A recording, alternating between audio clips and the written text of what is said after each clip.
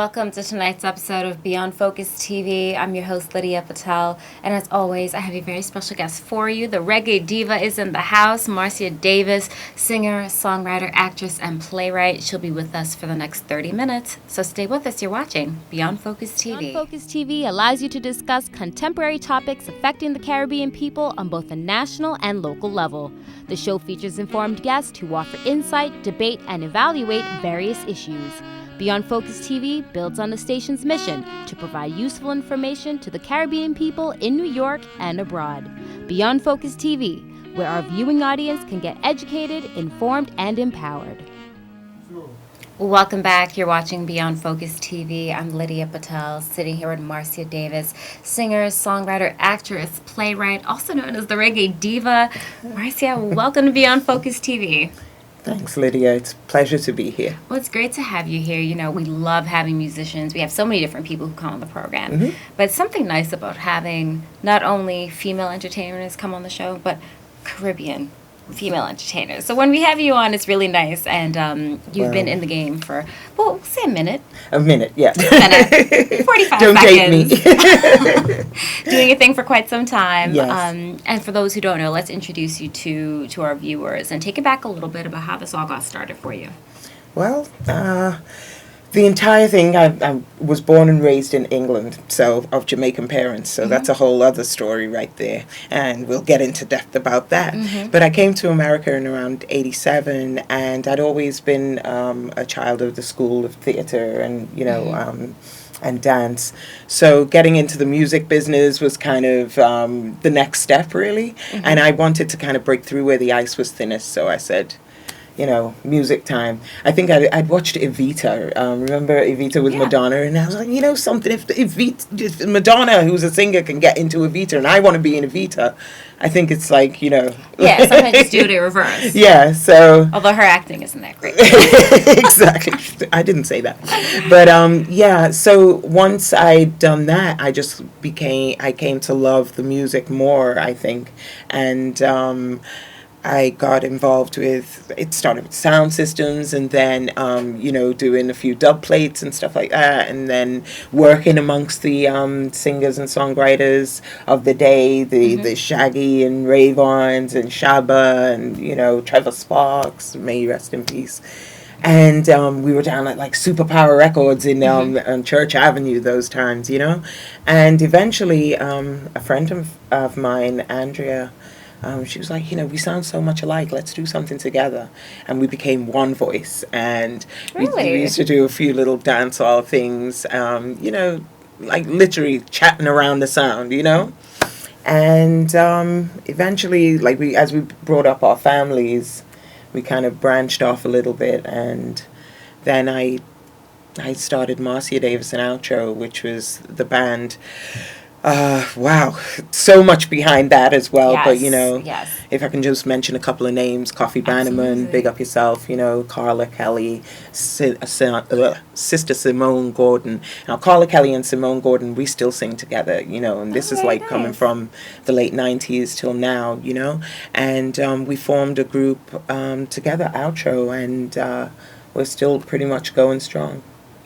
That's great. Trying to bring in a little part about the British aspect of it. England is so big, has always been a big supporter of reggae. I mean, when you think about, the Jamaican diaspora over there is huge, first of all.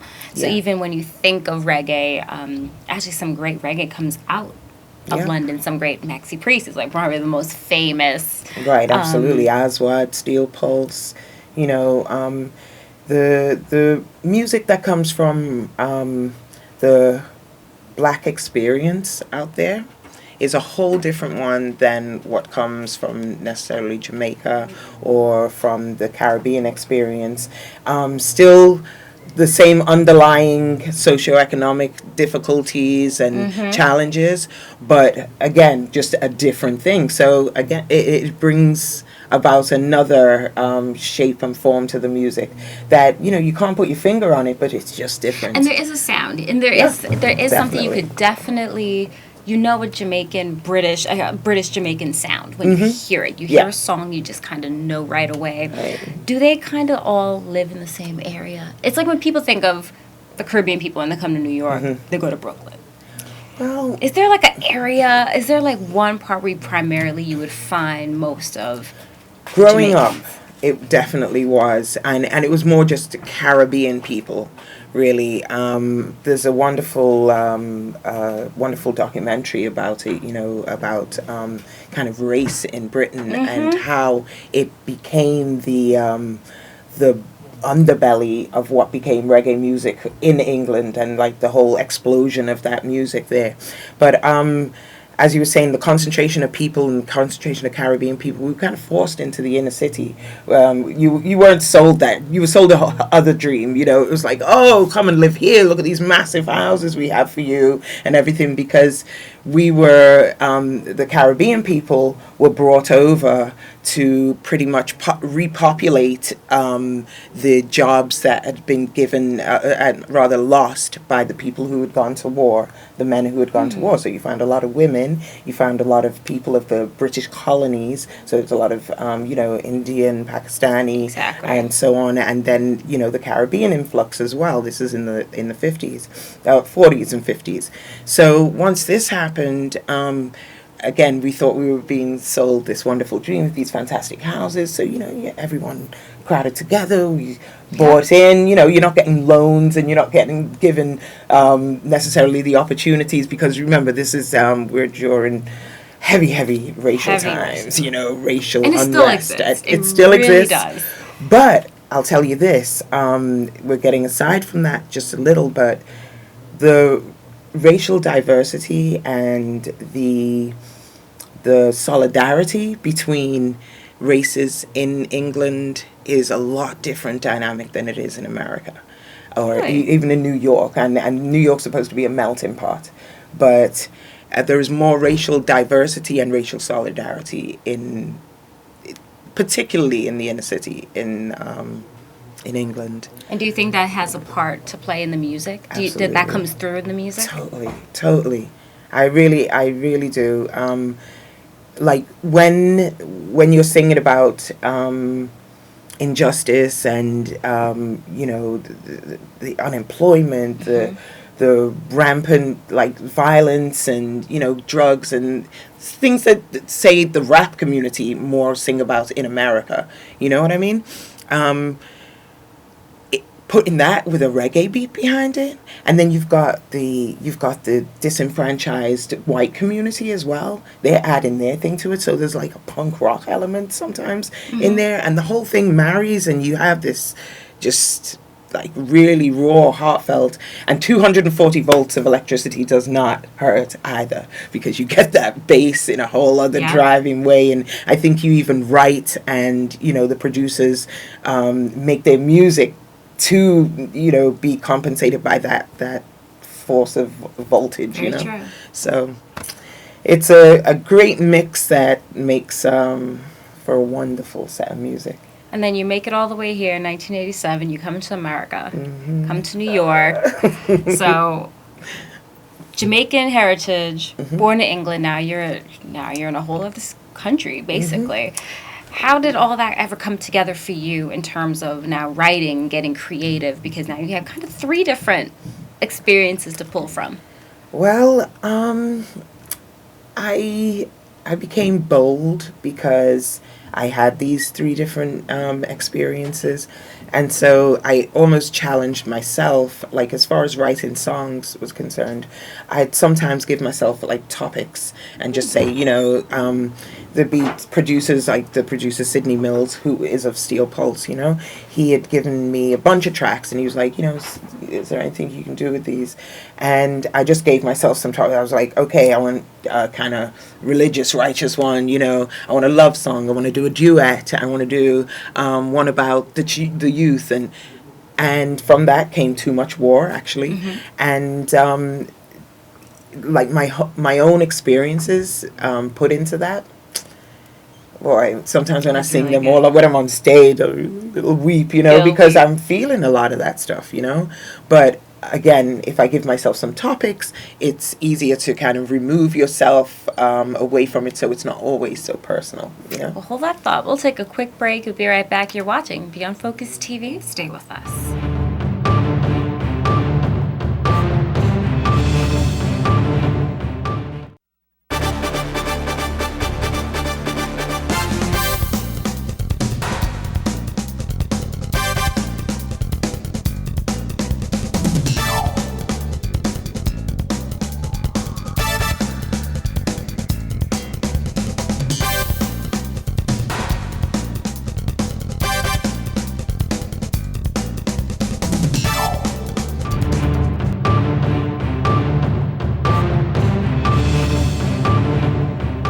welcome back. You're watching Beyond Focus TV. I'm Lydia Patel, sitting here with Marcia Davis.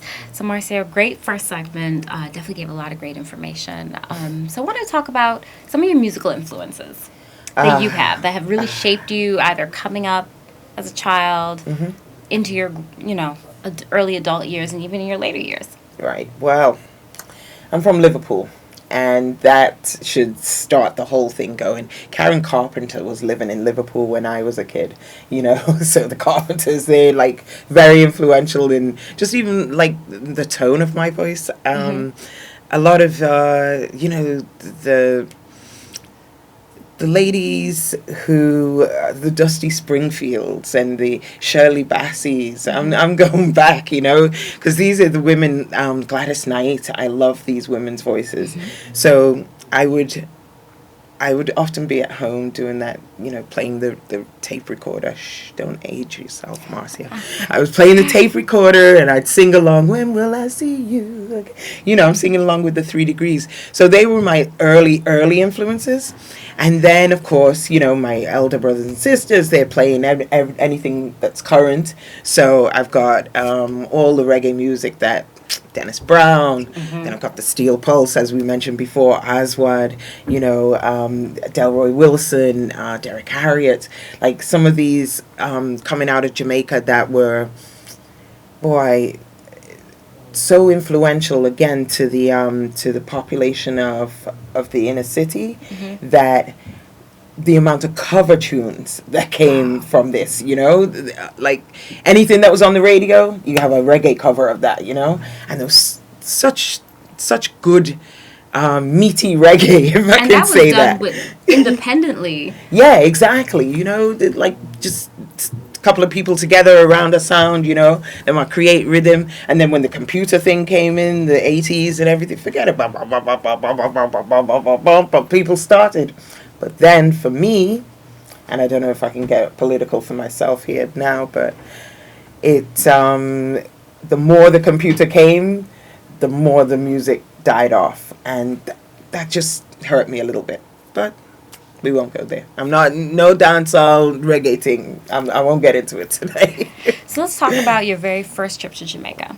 Yes. When you went, of course, you weren't actually born there. Your parents are from there, so you know of Jamaica. Was it a bit of a shock? Were you maybe not disappointed, but maybe, for lack of the term, just surprised at how the music is? Because being born in England, you were used to it one way, but there's the authentic, real Jamaican reggae. There wasn't a dividing line, because the music, funnily enough, in Jamaica, reggae couldn't be played on the radio in them times. You weren't hearing reggae on the radio. So we were hearing it in England a lot of times before people in Jamaica were hearing it. So they're making their own music and hearing it in the, in the streets and the dance hall and in the studio, but not hear it on, out there in the media. So we're hearing all of that in England. So we're coming now to see the experience of what made that music. And that was a whole other thing. So, But great memories. Which part of Jamaica is your family from? Mum's from St. Mary, dad's from St. Anne. And now I have a house in St. Anne through, my father. And whenever I go vacationing, that's where I go.